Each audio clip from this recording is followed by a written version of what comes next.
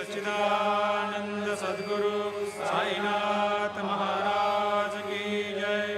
भारती साई बाबा सौख्यदातार जीवा चरणार जातली द्यावा दासा विसावा भक्ता विसावा। भारती साई बाबा जाळुनियानंग सस्वरूपी राहे दंग मुमोक्ष जनादावी निज डोळा श्रीरंग डोळा श्रीरंग। भारती साई बाबा जया मनी जैसा भाव दया तैसा अनुभव दाविसी दया घना ऐसी तुझी माव तुझी माव। भारती साई बाबा तुमचे नाम ध्याता हरे संस्कृती व्यथा अगाध तव करणी मार्ग दाविसी अनाथा दाविसी अनाथा।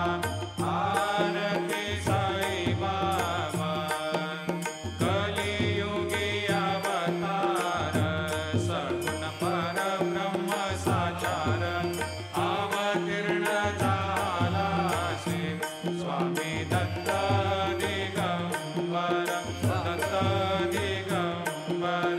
भारती साई बाबा आठा दिवसा गुरुवारी भक्त करे देवारे प्रभु पद पावया भव भय निवारे भय निवारे। भारती साई बाबा माझा निज द्रव्य ठेवा तव चरण रज सेवा मागणे हेची आता तुम्हा देवाधिदेवा देवाधिदेवा।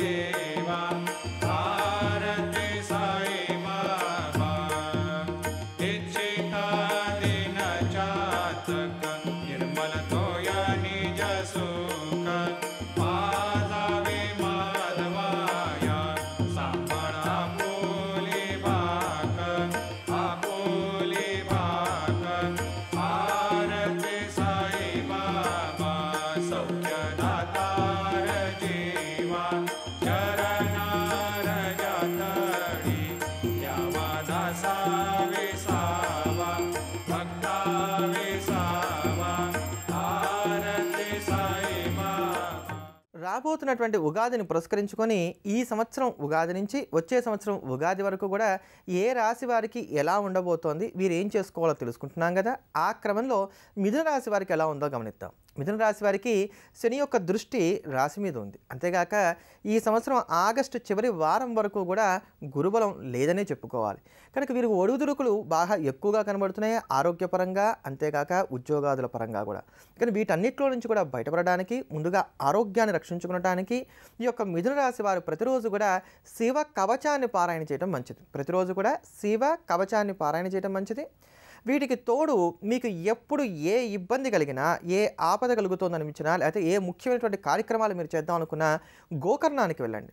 మనకి కర్ణాటకలో ఉన్నటువంటి ఈ గోకర్ణానికే భూకైలాస్ అని పేరు. చాలా విశేషమైనటువంటి శైవక్షేత్రం. ఈ గోకర్ణానికి వెళ్ళి ఇక్కడ రుద్రాభిషేకం చేసుకున్న తర్వాత మీరు అనుకున్నటువంటి ముఖ్యమైనటువంటి కార్యక్రమాలు ఏవైతే ఉన్నాయో వీటన్నిటిని కూడా చేయడం ప్రారంభం చేస్తూ ఉండండి. ఇవన్నీ కూడా జయప్రదంగా సాగుతాయి. ఏదైతే గురుబలం లేదో, ఈ గురుబలం లేకపోయినట్లయితే కనుక మిథున రాశి వారికి వైవాహిక జీవితంలోనూ వృత్తి ఉద్యోగాల పరంగానూ ఆటంకాలు ఏర్పడతాయి. కనుక వీటిని తొలగించుకోవడానికి ప్రతిరోజు మేడి చెట్టు దగ్గర ఆవు నేతితోటి దీపారాధన చేయాలి. ప్రతిరోజు మేడి చెట్టు దగ్గర ఆవు నేతితోటి దీపారాధన చేయాలి. మనకి దగ్గరలో మేడి చెట్టు లేదు, లేదా ప్రతిరోజు మేడి చెట్టు దగ్గరికి వెళ్ళి ఆవు నేతితో దీపారాధన చేయడానికి కుదరట్లేదు అని అనుకున్న పక్షంలో మాత్రమే అప్పుడు మీరు ఏం చేస్తారంటే నెలకొక్క మారు శ్రీ గురు చరిత్ర పారాయణ చేయండి. శ్రీ గురు చరిత్ర. ఇది కూడా చాలామంది రచించినటువంటి శ్రీ గురు చరిత్రలు ఉన్నాయి. వీటిలో ఎక్కిరాల భరద్వాజ గారు రాసింది చదవండి. ఇది చాలా ప్రాచీనమైనటువంటిది శ్రీ గురు చరిత్ర. నెలలో ఒక్కమారు ఒక సప్తాహం గురువారంతో మొదలు బుధవారానికల్లా పూర్తయిపోయే విధంగా ప్రతి నెల పారాయణ చేస్తూరండి. ఇలా చేస్తూ వస్తున్నట్లయితే కనుక మీకు వస్తున్నటువంటి ఆటంకాలు, ఇబ్బందులు ఏవైతున్నాయో ఇవన్నీ కూడా తొలగిపోతాయి. మరీ తీవ్రమైనటువంటి ఆర్థిక కష్టాలు వస్తున్నాయి, ఓర్చుకోలేనంత ఇబ్బందులు వస్తున్నాయి అని అనుకున్నట్లయితే కనుక అక్కడ నుంచి 16 సోమవారాల పాటు వరుసగా స్వచ్ఛమైనటువంటి ఆవు పాలతోటి పరమేశ్వరుడికి అభిషేకం చేయించుకోండి. వరుసగా 16 సోమవారాల పాటు స్వచ్ఛమైనటువంటి ఆవు పాలతోటి ఈశ్వరుడికి రుద్రాభిషేకం చేయించుకోండి. మీకు వస్తున్నటువంటి ఆర్థికపరమైన సంకటాలు ఏ ఉన్నప్పటికీ కూడా ఈ 16 సోమవారాల్లో తీరిపోతాయి, లేదా తీరడానికి కావాల్సిన మార్గాలన్నా లభిస్తాయి. కనుక మిథున రాశి వారికి ఈ సంవత్సరం అంతా కూడా ఈ ప్రకారంగా చేసుకోవడం వలన శుభాలు కలుగుతాయి. ప్రతిరోజు కూడా మేడి చెట్టు దగ్గర ఆవునేతో దీపం పెట్టాలి. కుదిరిన పక్షంలో నెలకొక మారు శ్రీ గురు చరిత్ర పారాయణ చేయాలి. ముఖ్యమైన కార్యక్రమాలు ఏవి ప్రారంభం చేయాలన్నా గోకర్ణ క్షేత్రానికి వెళ్ళి అక్కడ ఉండేటువంటి పరమేశ్వరుడికి రుద్రాభిషేకం చేసుకోవాలి. ప్రతిరోజు కూడా శివకవచాన్ని పారాయణ చేయాలి. ఆర్థికంగా ఇబ్బందులు మరీ మిక్కుటమైనట్లయితే కనుక 16 సోమవారాలు పరమేశ్వరుడికి స్వచ్ఛమైనటువంటి ఆవు పాలతోటి రుద్రాభిషేకం చేయించుకోవాలి. ఇటువంటి మరిన్ని అద్భుతమైనటువంటి అంశాల గురించి తెలుసుకోబోయే ముందుగా శుక్రవారాన్ని పురస్కరించుకొని అమ్మవారి యొక్క భవ్యమైనటువంటి అనుగ్రహాన్ని మనకు అందించేటువంటి నారాయణీ స్తోత్రాన్ని శ్రవణం చేద్దాం. ధన్యులమవుదాం.